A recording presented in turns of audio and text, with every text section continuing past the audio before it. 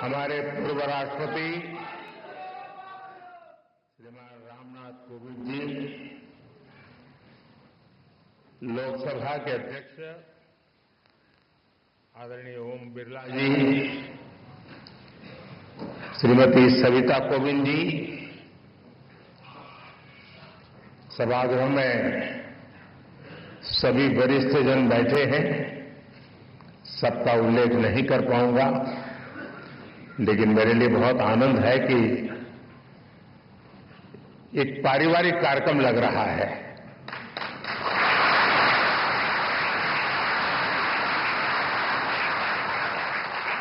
भाइयों बहनों, आज हमें श्री रामनाथ कोविंद जी की आत्मकथा के विमोचन का अवसर मिला है। मुझे खुशी है कि मुझे भी इस कार्यक्रम का हिस्सा बनने का सौभाग्य मिला है।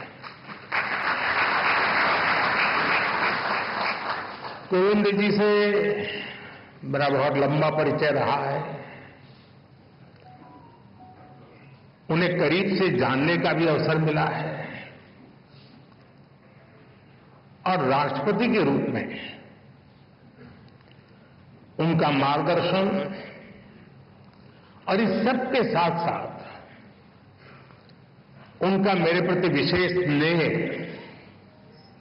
उनकी आत्मीयता, ये मेरी बहुत बड़ी पूंजी रही है।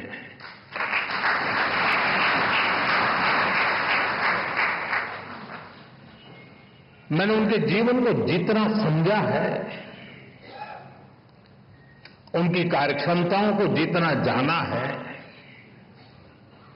मैं पूरे विश्वास से कह सकता हूं कि श्री रामनाथ कोविंद जी की ऑटोबायोग्राफी अपने आप में भारतीय लोकतंत्र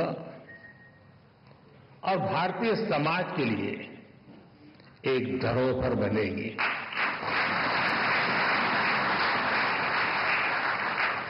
कोविंद जी की जीवन यात्रा, समाज और राष्ट्र के लिए उनका योगदान, ऐसा कितना कुछ है जिसके बारे में मैं विस्तार से बात कर सकता हूं। लेकिन बुक रिलीज में केवल कर्टन रेजर ही होना चाहिए। आप सब किताब का पूरा लाभ पढ़कर ही लें तो ही ज्यादा अच्छा है।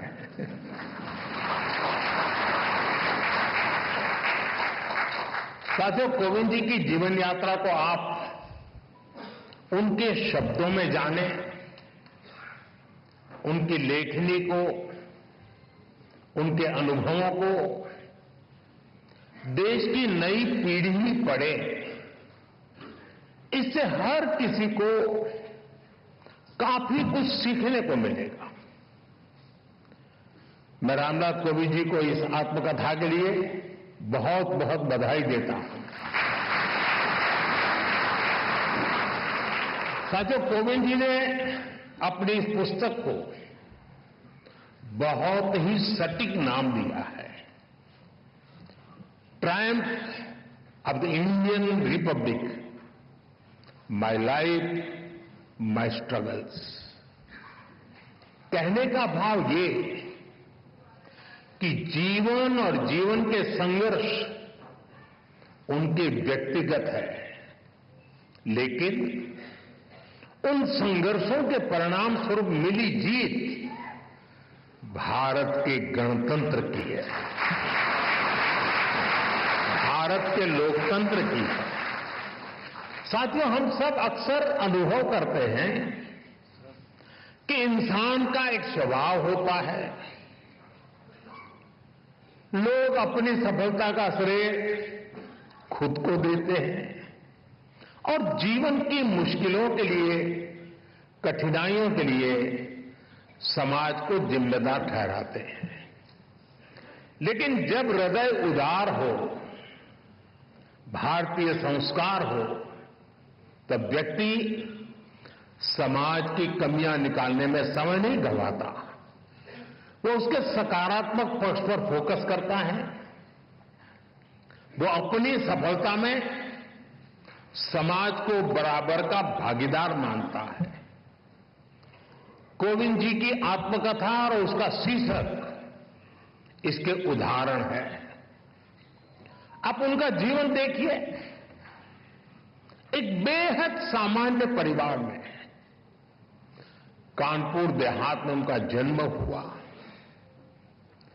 कोविंद जी ने अभी भी कुछ वर्णन किया और अपनी किताब में भी लिखा है कैसे गर्मी के मौसम में एक दिन उनके घर में आग लग गई। उनकी मां अपनी चिंता छोड़कर घर की चीजों को बचा रही थी। आखिर एक सामान्य परिवार में मां के लिए एक एक चीज बच्चों के पालन पोषण का जरिया होती है। उसी कोशिश में आग में फंसकर उनकी माता जी की मृत्यु हो गई।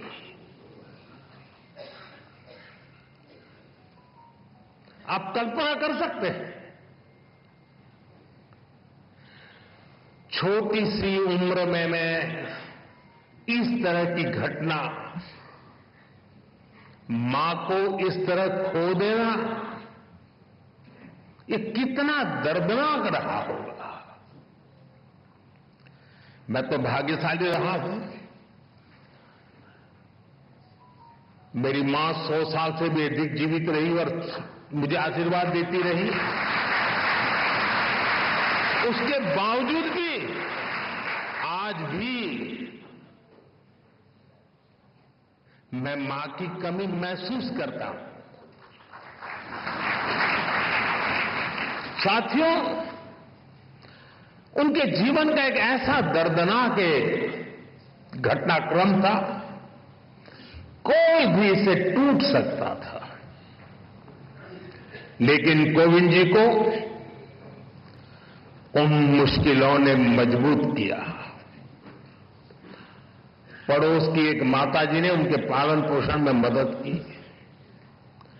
इससे उन्होंने समाज की एकता और सौहार्द की ताकत को समझा।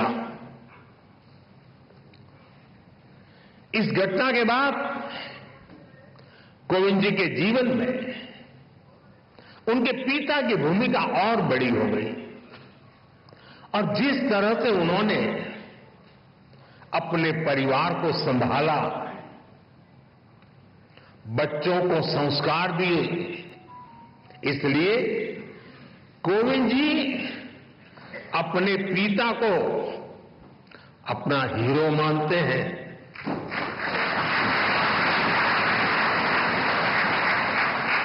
साथियों, बचपन के इन संघर्षों के बीच कोविंद जी ने शिक्षा को अपने सामर्थ्य को बढ़ाने का मार्ग बनाया।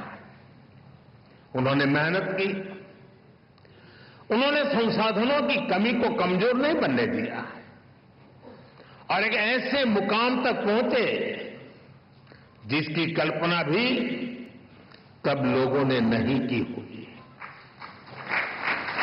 वो भारत जैसे विशाल देश के राष्ट्रपति बने।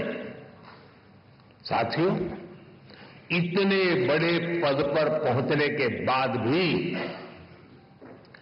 कोविंद जी का विनम्र व्यक्तित्व, उनकी सादगी ऐसे ही कायम रही। मुझे याद है, प्रधानमंत्री के तौर पर मैं राष्ट्रपति भवन में उनसे मिलने जाता था। प्रोटोकॉल के हिसाब से जो बातें नहीं हो सकती हैं, वो बातें वो करते थे। वो प्रधानमंत्री को छोड़ने के लिए गाड़ी के दरवाजे तक आते थे।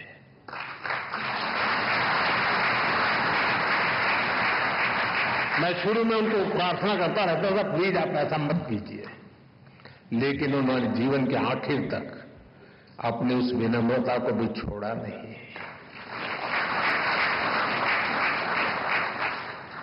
राष्ट्रपति बनने के बाद जब अपने गांव परौंक गए तो उन्होंने वहां अपने गुरुओं के पैर छूकर उन्हें प्रणाम किया। गांव की मिट्टी को नमन करके उन्होंने गांव के सामान्य लोगों का धन्यवाद किया। पूरे देश ने वो भावुक दृश्य देखा था।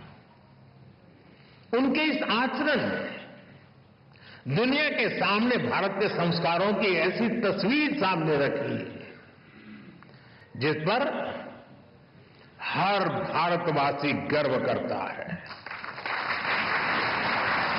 साथियों, गुलामी के सैकड़ों साल में हमारे देश ने आर्थिक और सामाजिक रूप से बहुत कुछ खोया था।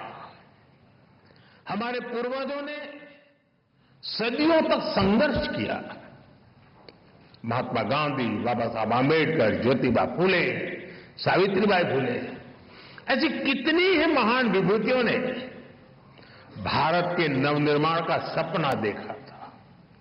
एक ऐसा भारत जहां गरीब से गरीब, वंचित से वंचित को शिखर तक पहुंचने का अवसर मिल सके।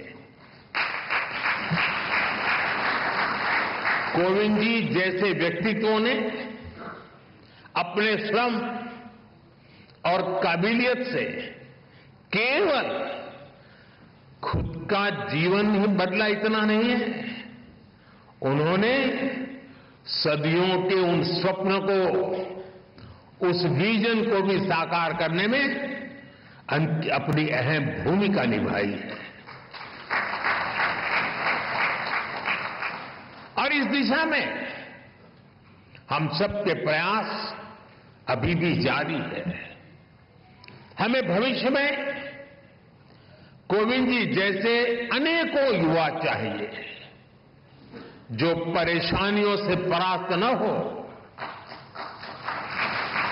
जो मुश्किलों से मायूस न हो, बल्कि अपनी मेहनत से हर मंजिल को आसान बनाने का हौसला रखे। इसी बदलाव से सशक्त भारत के निर्माण का संकल्प पूरा होगा। यहीं से आत्मनिर्भर और विकसित भारत का रास्ता बनेगा। साथियों, ऐसे युवा शक्ति के निर्माण के लिए जो प्रेरणा चाहिए, कोविंद जी की ऑटोबायोग्राफी उसका अहम स्रोत बन सकती है। साथियों, कोविंद जी ने अपने जीवन में मोरारजी भाई देसाई के साथ अनुभवों के बारे में भी इसमें विस्तार से बताया है। कोविंद जी के भीतर देश सेवा की जो भावना थी, मोरारजी भाई के साथ काम करके उन्होंने जो सीखने को मिला, जो रास्ता मिला, कोविंद जी ने राजनीति और समाज सेवा को अपना मार्ग बनाया। वो अपने कर्तव्यों के लिए समर्पित रहे। सेवा को उन्होंने अपना लक्ष्य बनाकर काम किया। संसद में उनका कार्यकाल गवाह है। राज्यपाल के रूप में भी उन्होंने एक उदाहरण प्रस्तुत किया। राष्ट्रपति के रूप में भी हमें उनकी यही कर्तव्य निष्ठा दिखाई देती रही। यहां तक कि राष्ट्रपति जैसे सर्वोच्च पद से सेवा मुक्त होने के बाद भी उन्होंने विश्राम नहीं लिया है। वो अभी भी एक देश एक चुनाव, वन नेशन वन इलेक्शन जैसे महत्वपूर्ण विषय पर काम कर रहे हैं, देश को जगा रहे हैं।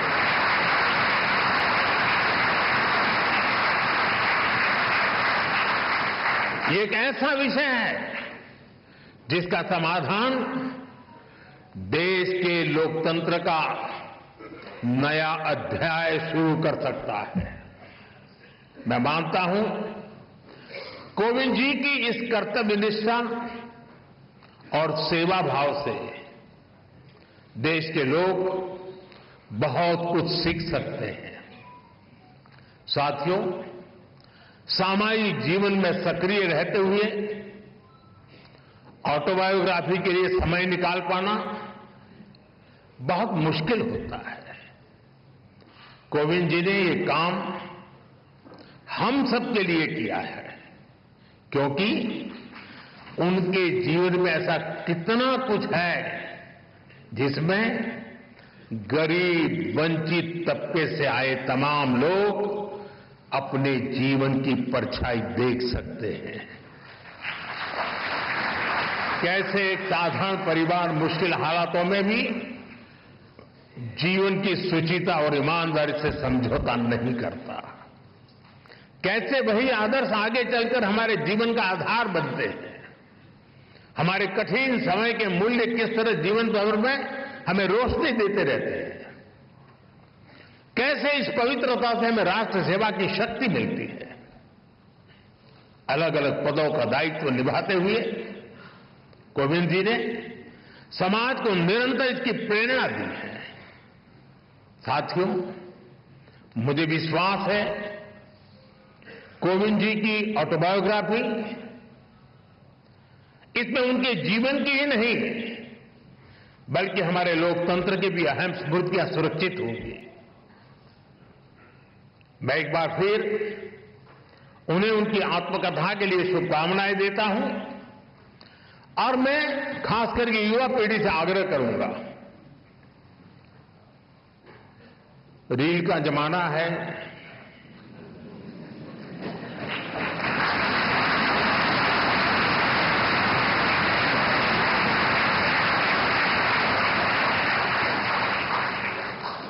सोशल मीडिया में इन्फ्लुएंसर आपको खींच के कहीं कहीं ले जाते हैं।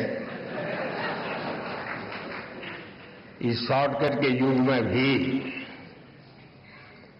एक बात हम जरूर याद रखें, रेलवे स्टेशन पे लिखा हुआ होता है। कुछ लोगों को पटरी पर कूद करके जाने की आदत होती, ब्रिज पर नहीं जाते, तो वहां लिखा होता है shortcut will cut you short.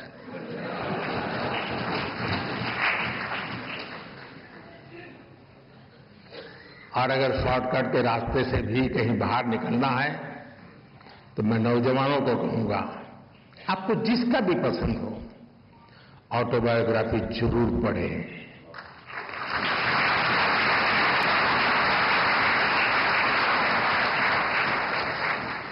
Autobiography उस कालखंड की इतिहास की घटनाओं को अलग तरीके से समझने का अवसर देती है। इतिहास से काफी निकट होता है वो कालखंड बायोग्राफी का, और इसलिए मैं जरूर चाहूंगा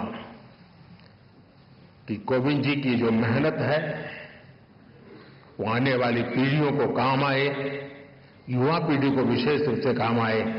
बहुत बहुत शुभकामनाएं, बहुत बहुत धन्यवाद।